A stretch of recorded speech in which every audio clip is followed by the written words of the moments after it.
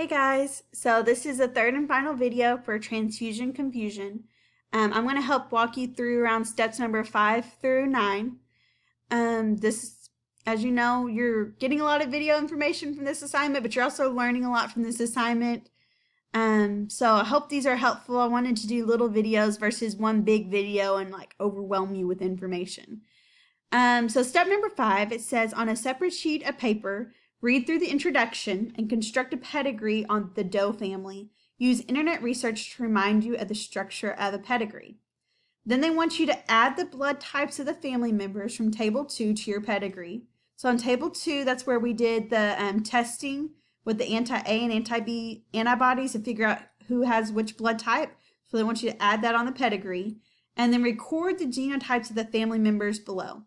Just so you know, on that pedigree, you are not going to be turning that in. I'm not going to have you take a picture of it and submit it with the assignment. That is just for you to do on your own because it's going to help you with those later steps. So to get started, I'm going to help you with 5, 6, and 7, but I'm not going to do the Doe family because I feel like that would be doing too much of the assignment for you. I'm going to do an example pedigree of like my family with different blood types. And I'm hoping I can show you, one, the structure of a pedigree. I can show you what they mean when they say add the blood types to the pedigree. And I can show you how to figure out genotypes and narrow them down. And also, as you can see in step number 9, they're going to have you record John and Mona's blood type from the Doe family, and they're actually deceased and they didn't get their blood taken. So on my example, I'm also going to show you how you can figure out blood types of people who did not get their blood tested. So I'm going to zoom in here and I'm going to do that example pedigree with you. So here's my example pedigree. I'm going to show you first the structure of the pedigree just as a reminder. Squares are males. So for example, this square is a male and circles are females. And whenever they have a line in between them like these two, that means they're like partners, like husband, wife, essentially.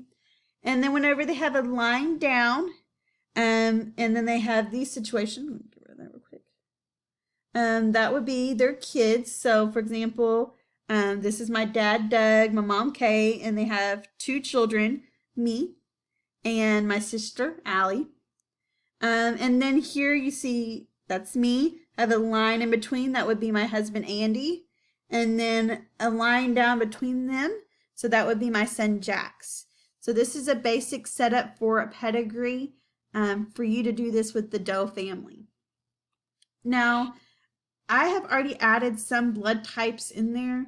And once again, are not our real blood types, but are just for the sake of this activity. So Jax, I'm putting as an O blood type. I put myself down as an A blood type and my dad down as an O blood type. Now that's kind of the easier part if once you've already done the table, so you're just writing down those blood types.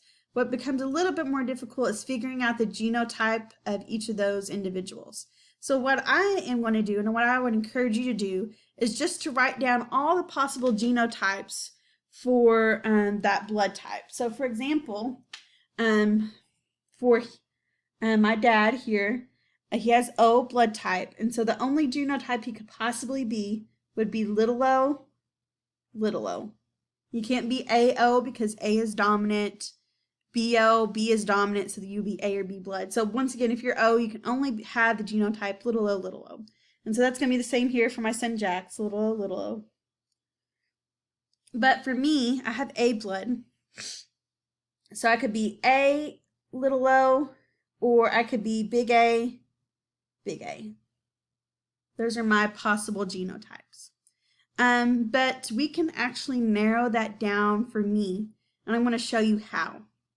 So for example, AO, we're going to check that out first to see if that makes genetically, if it makes sense. So first of all, my big A had to come from my mom or my dad. Well, you can see my dad doesn't have a big A to give me. He is little o, little o. But my mom, we don't know her blood type, so she probably gave me that big A. Son A to my mom. Okay, and so that makes sense then. My mom gave me the A, my dad gave me the O. That checks out. And if you want to be even more sure, or perhaps you don't know the parents' information, but you know the son or child's information, you can also check it this way. My son is OO. He had to get one of his O's from me, and so I have an O to provide for him. So once again, AO works out in that situation. So then the next one is big A, little a. So not big A, little a, big A, big A. So big A, we can confirm that my mom gave me that big A. But the second big A, my dad doesn't have an A to give me. So either that doesn't make sense or maybe I have a different dad. But no, that's my real dad. So that doesn't make sense. And also if you go down here, my son has little o, he has to get a little O from me. And if I'm big A, I don't have an O to give him. So that means I cannot be big A, big A. I would have to be big A, little o.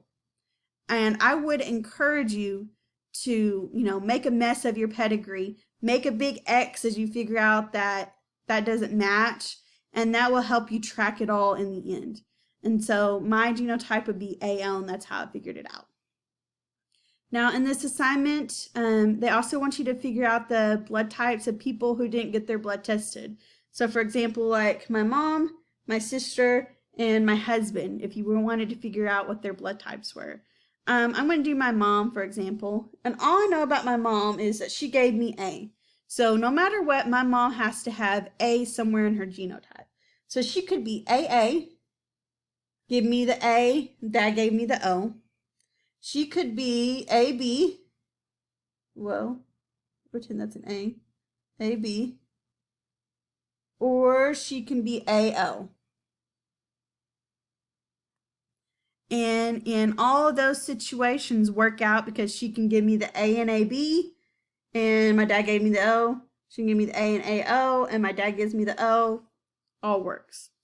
But sometimes what you'll find is you thought you figured out someone. And let me say this too, for this person, if you get down to 3 genotypes, that's okay. That's all you can do. That's all you can do as long as it genetically makes sense. So you could put down all 3 of those possibilities of a genotype.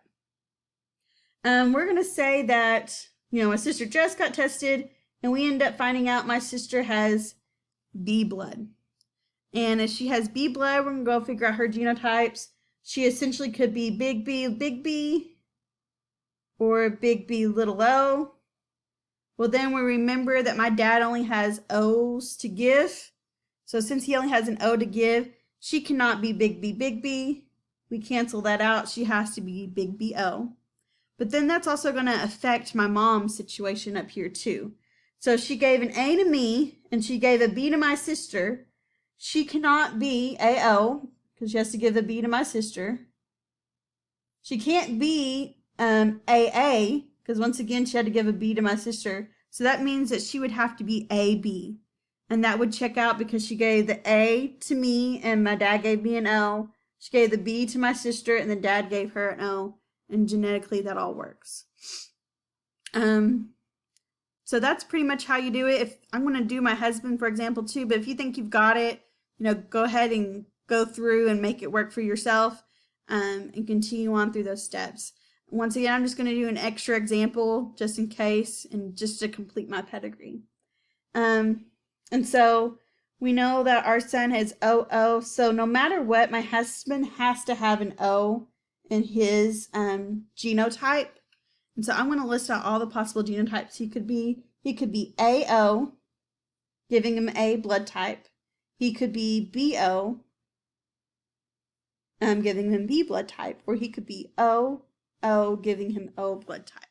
So once again, we don't have a lot of information about him and his family, his brothers and all that. So you can only narrow his down to 3 different genotypes and 3 different blood types. And that's the best that you could do. So that is it. Make sure you follow those steps. At the very end, you are going to have to list all the possible family members in the Doe family that could give blood to Jane since she was in that car accident. And then you'll be done. And essentially, this is the very last assignment for the school year. So in a couple weeks, I'll be grading it and putting in that grade book. If you have any questions at all, don't hesitate to email me and I will do my very, very best to help you guys. Miss you. Can't wait to see you when school comes back. You guys have a happy, safe summer, and I will see you soon. Bye.